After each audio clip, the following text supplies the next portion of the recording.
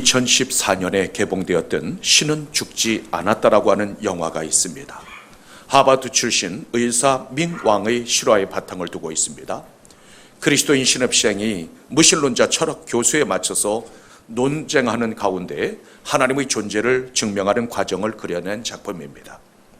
무신론자 철학 교수인 제프리 레디스는 첫 수업 시간에 미셸 코프, 노엄 촘스키, 스튜어트 밀, 리차드 도킨슨 등등 세계적인 석학들의 이름을 줄줄이 읊더니 이들의 공통점이 과연 무엇인지 아느냐고 물었습니다. 그러자 학생들이 아무런 대답도 하지 않자 이렇게 말했습니다. 분야를 막론하고 세계에서 가장 뛰어난 석학들은 모두 무신론자다.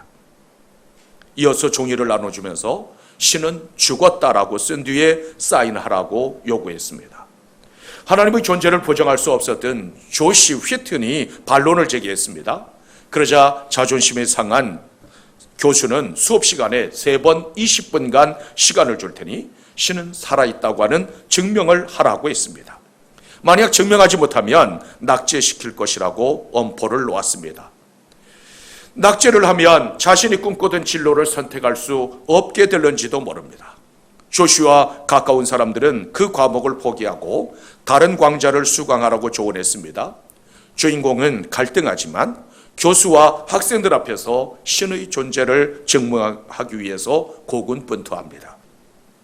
C.S. 루이스는 진정한 믿음은 가장 위험한 때 증명된다고 했습니다. 우리는 가난, 질병, 전쟁, 재난 등등 다양한 위험 속에서 살아갑니다. 요즘은 특히 전 세계가 질병이라고 하는 재앙에 갇히고 말았습니다. 벗어나 보려고 사회적 거리두기를 하는 방법을 찾고 재난지원금이라고 하는 대책을 세우기도 합니다. 그러나 현재 이 재난은 한 국가나 개인의 능력으로는 통제할 수 없는 형편입니다. 이때 사람은 절대죄를 향하여서 구원을 호소할 수밖에 없습니다. 성경은 인생의 온갖 공경으로부터 구원할 수 있는 참된 힘은 오직 하나님께로부터 나온다고 선포합니다. 시편 121편 1절로부터 2절에서는 이렇게 말씀하고 있습니다. 내가 산을 향하여 눈을 들리라. 나의 도움이 어디서 올까? 나의 도움은 천지를 지으신 여호와에게서로다. 진정한 도움의 원천은 오직 천지를 지으신 하나님께 있습니다. 그러므로 위기의 순간이 오면 주님께 소망을 두어야만 합니다. 요즘 세상은 교회를 향하여 너희가 믿는 신은 죽었다라고 하는 사실을 인정하라고 요구합니다. 그렇다면 과연 신은 죽었을까요? 재난을 당할 때 하나님의 백성들은 과연 무엇을 해야 합니까? 신은 죽었다고 타협하고 서명을 해주어야 할까요? 아니면 침묵하고 외면하면 그 말입니까? 하나님의 사람들은 참과 거짓을 분명하게 말해야만 합니다. 어느 날 엘리야가 아합 왕에게 나타나서 하나님의 심판을 선포했습니다. 내가 섬기는 하나님 여호와께서 살아계심을 두고 맹세하노니 내 말이 없으면 수년 동안 비도 이슬도 있지 아니하리라. 당시 아합은 바알을 추종하는 절대 군주였습니다. 그를 향하여서 하나님만이 살아계신 분이시며 당신이 믿는 바알은 죽은 신이라고 선포하는 것은 결코 쉬운 일이 아닙니다. 참으로 무서운 심판의 선포였지만 아합 왕은 별로 대수롭게 여기지 않았습니다. 왜냐하면 비가 오거나 내리지 않는 것은 전적으로 바알의 소관이라고 믿었기 때문입니다. 아합은 오히려 정권에 대한 도전으로 여겨 엘리야를 체포하도록 명령했습니다. 이처럼 참과 거짓을 선포하려면 목숨을 걸어야 할 때가 있습니다. 다니엘의 세 친구 사드락과 메삭과 아벳느고도 마찬가지였습니다. 느부갓네살이 자기 형상을 번또 만든 금신상을 두라 평지에 세우고 모두 나와서 절을 하라고 명령했습니다. 누구든지 명령을 어기고 절을 하지 않으면 맹렬히 타오르는 풀못불에 던져 넣겠다고 위협했습니다. 우상 앞에 절하는 타협의 길을 선택할 것인가, 아니면 왕의 명령을 거부하고 죽음의 길을 선택할 것인가. 온갖 유혹과 협박 앞에서 그들은 불구덩이를 선택했습니다. 왜냐하면 하나님은 참으로 살아계신 분이심을 믿었기 때문입니다. 그 대가로 평소보다 7배나 뜨거운 풀무불에 던져졌습니다. 참과 거짓 앞에서 목숨을 걸었던 그들은 과연 어떻게 되었을까요? 맹렬히 타오르는 그 불구덩이 속에서도 머리털럭 하나 손상되지 않았습니다. 오히려 참 대신 하나님의 거룩한 이름과 영광을 드러냈습니다. 우리는 믿음의 선진들이 보여준 아름다운 신앙을 본받아야만 합니다. 참된 것과 거짓된 것을 세상에 밝히 드러낼 때 하나님께서는 신실하게 우리를 보호하시고 필요한 것을 공급하십니다. 하나님께서는 엘리야가 피할 장소로 그릿 시냇가를 예비하셨습니다. 엘리야는 까마귀가 물어다주는 떡과 고기를 먹고 시냇물을 마시며 살았습니다. 그러던 어느 날 가뭄이 계속되자 시냇물이 말라버렸습니다. 왜 이런 일이 일어날까요? 분명히 하나님께서 예비하신 곳이었고 하나님께서 가라고 말씀하신 곳이었습니다. 그런데 물이 말라버렸다고 하는 것은 더 이상 그곳에서 살 수 없다는 것을 의미합니다. 이처럼 하나님의 말씀을 따라서 가지만 언제나 그곳에는 꽃길만 기다리고 있는 것이 아닙니다. 오히려 극심한 시련과 고난이 기다릴 수도 있습니다. 이스라엘 백성들은 구름기둥과 불기둥을 따라갔습니다. 하나님의 임재와 하나님의 보호하심이 그들 가운데 분명히 있었지만 그들이 가는 그 길에도 아말렉과 같은 대적들이 기다리고 있었습니다. 때로는 마실 물이 없어서, 때로는 음식이 없어서 고통 속에 부르짖어야만 했습니다. 요셉은 매사에 하나님을 두려워하며 하나님과 동행하는 삶을 살았습니다. 요셉은 신앙과 요셉의 그 행위들은 상을 받아야 마땅하지만 오히려 감옥에 갇히기도 했습니다. 하나님의 말씀대로 살았더니 오히려 고난과 시련을 당했습니다. 우리 예수님께서 타셨던 배도 풍랑을 만났습니다. 우리의 시냇물도 말라버리는 고난과 위험이 우리 가운데도 찾아올 수 있습니다. 이미 각종 자료들을 보면 자영업이나 소상공인들의 극심한 재난을 예고하고 있습니다.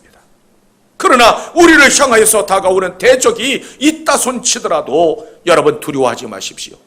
도대체 내가 믿는 하나님, 그 하나님은 어디 계시냐고 원망하거나 불평하지도 마십시오. 시편 46편 1절에서는 이렇게 말씀하고 있습니다. 하나님은 우리의 피난처시요 힘이시니 환난 중에 만날 큰 도움이시라. 우리는 환난을 만날 수 있지만 하나님께서 도우시면 능히 이길 수 있습니다. 시련과 고통 속에도 피난처가 되시고 도움이 되시는 하나님을 바라보십시오. 하나님의 사랑과 하나님의 능력은 우리가 당하는 시련, 우리가 당하는 재난보다 더 크심을 믿어야만 합니다. 여러분들은 어디에서 마른 목을 축이시기를 원하십니까? 요한복음 4장 14절에서 주님께서는 이렇게 선포하셨습니다. 내가 주는 물을 마시는 자는 영원히 목마르지 아니하리니 내가 주는 물은 그 속에서 영생하도록 솟아나는 샘물이 되리라. 한 번 마시면 영원히 목마르지 않는 생명의 샘물은 오직 주님께 있습니다. 주님께서는 자신의 보혈로 그 샘을 만드셨고 아무런 값도 없이 마시게 하셨습니다. 우리가 예수를 믿는다고 하는 것은 바로 그 보혈의 샘물을 마시는 것을 의미합니다. 그러므로 이 시간 그 생명의 샘에서 마른 목을 축이고 나아갈 수 있는 여러분들이 되시기를 주님의 이름으로 축원합니다. 어떻게 하면 우리를 다가오는 가뭄과 기근을 극복할 수 있을까요? 먼저 우리는 하나님의 손길을 의지해야만 합니다. 본문 8절로부터 10절에서는 이렇게 말씀합니다. 너는 일어나 시돈에 속한 사르보라소로 가서 거기 머물라. 내가 그곳 과부에게 명령하여 내게 음식을 주게 하였느니라. 그가 일어나 사르밧으로 가리라. 하나님께서는 그리 시내가 마르자 전혀 뜻밖의 장소로 다시 인도하셨습니다. 하나님께서 인도하신 그 시돈은 아합의 아내 이스벨의 고향으로 이 바알 우상의 온상지 같은 곳이었습니다. 그곳에 선지자가 숨어 있으리라고는 누구도 상상조차 못했을 것입니다. 이 말씀 속에서 우리는 매우 중요한 사실을 찾을 수 있습니다. 하나님의 선택과 하나님의 구원은 나라와 민족을 초월한다는 사실입니다. 아울러 3년이라고 하는 엄청난 기근 속에서 먹을 것과 쓸 것을 공급하시는 하나님의 세심한 손길, 신실한 손길을 보여주고 있습니다. 성경 곳곳에서 하나님의 손길을 느낄 수 있는 말씀들이 있습니다. 출애굽 당시 이스라엘 백성들은 가나안 땅을 향해서 찬송을 부르며 기쁘게 행진을 하고 있었습니다. 그런데 얼마 가지 않아 도착한 곳이 홍해였습니다. 앞에는 바다가 가로막고 뒤에는 애국 군대가 추격해오고 있습니다. 어디에도 피할 곳이 없습니다. 그렇다면 하나님께서 이스라엘 백성들을 잘못된 길로 인도하셨을까요? 아니면 모두 홍해에 빠뜨려 죽이시려고 그곳으로 인도하셨을까요? 상식적으로 생각해보면 이스라엘 백성들이 모두 몰살당해야 맞습니다. 하지만 그 홍해에 수장된 것은 애굽의 군대였습니다. 이스라엘 백성들은 세상에서 듣지도 보지도 못한 놀라운 하나님의 능력을 목격했습니다. 하나님의 도우심으로 마른 바다를 마른 땅처럼 건널 수 있었습니다. 사랑하는 성도 여러분, 요즘 참 많이 힘들고 지치고 앞이 캄캄하시지요.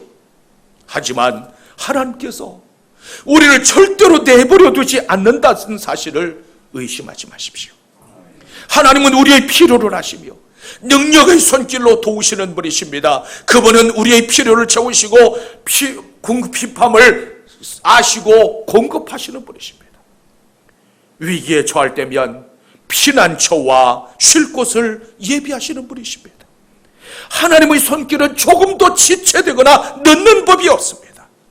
엘리야는 그리시네가에서 까마귀의 도움을 받았습니다. 그런데 이번에는 가난한 이방인 과부의 집으로 가게 하셨습니다. 더더군다나 이 마지막 빵을 만들어서 먹고 죽을 수밖에 없는 아주 딱한 사람이었습니다.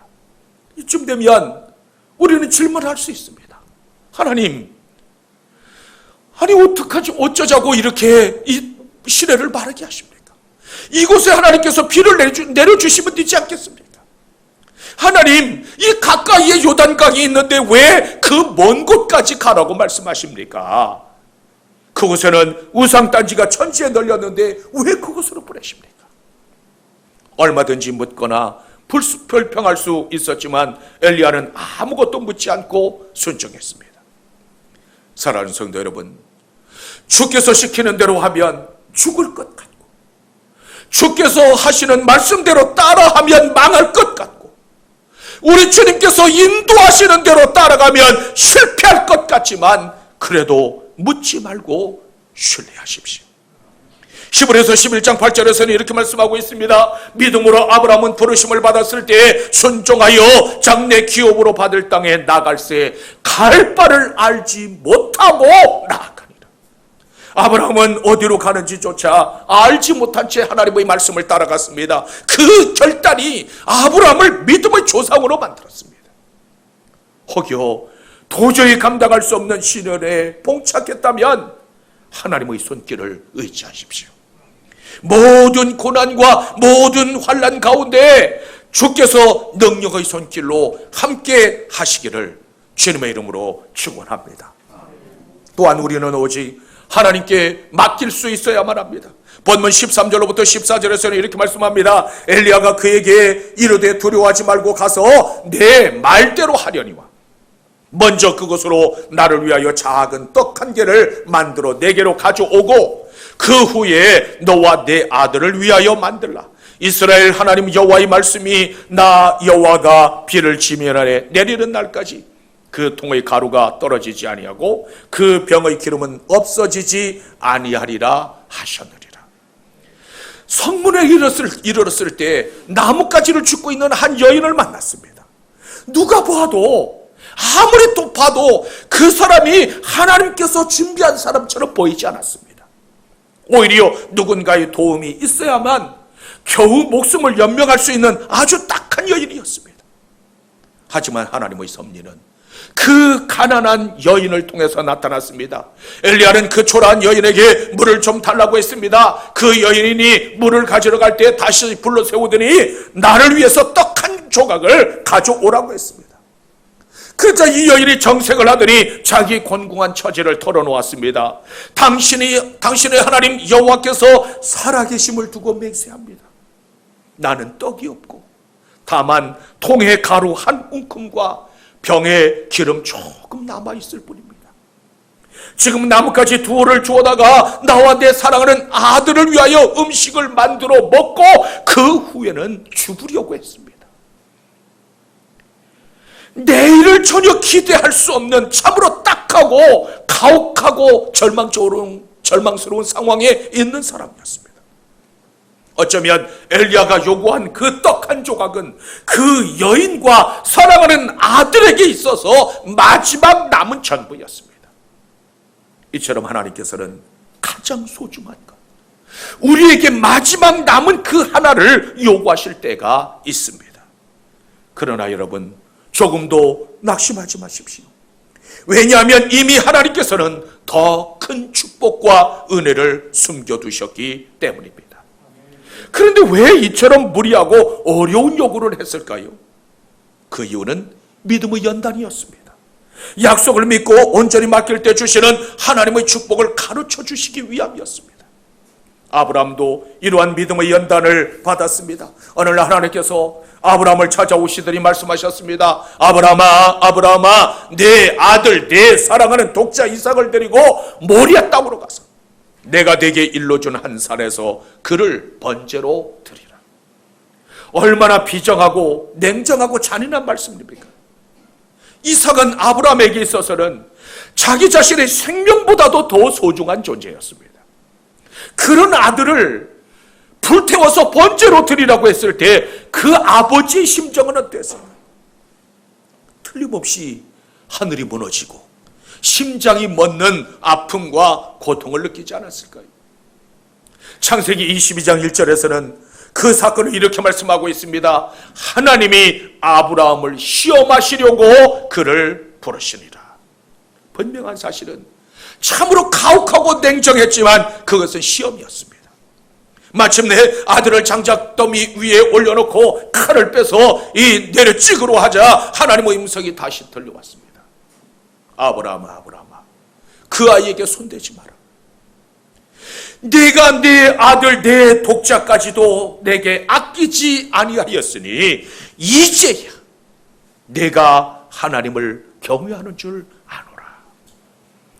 이처럼 하나님의 은총은 때에 따라서는 믿음의 연단과 결단을 요구합니다.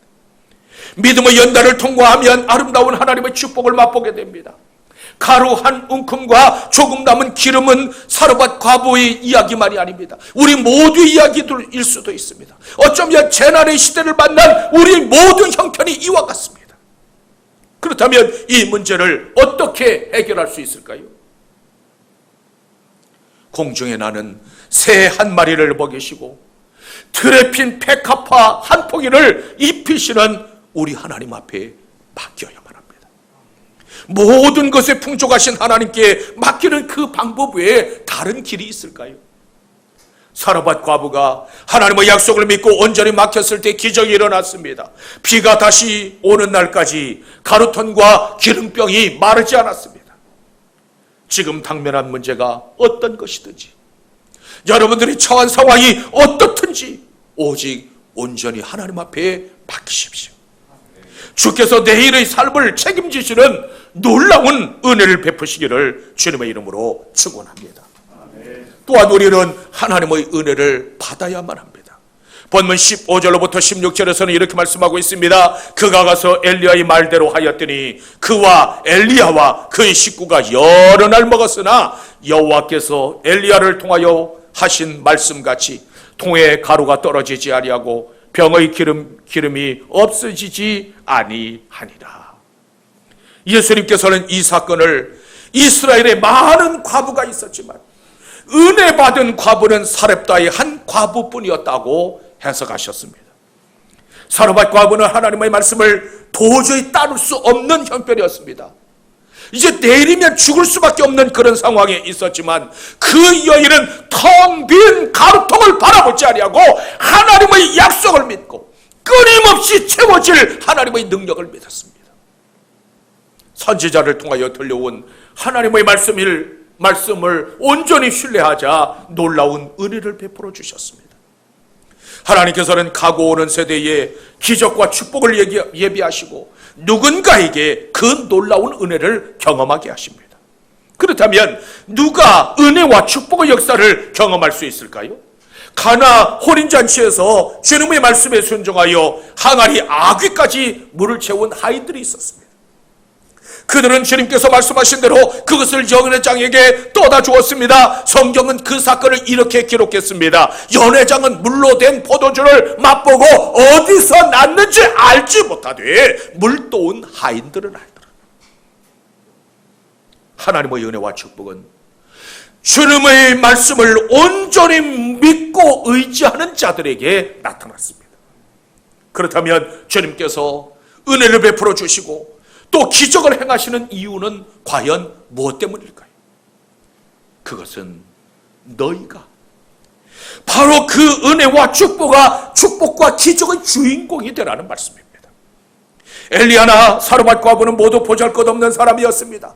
성경에는 누군가 처음에 등장할 때 소개하는 전형적인 방식이 있습니다. 그의 아버지는 누구였고 그의 조상은 누구였다고 기록해 놓았습니다.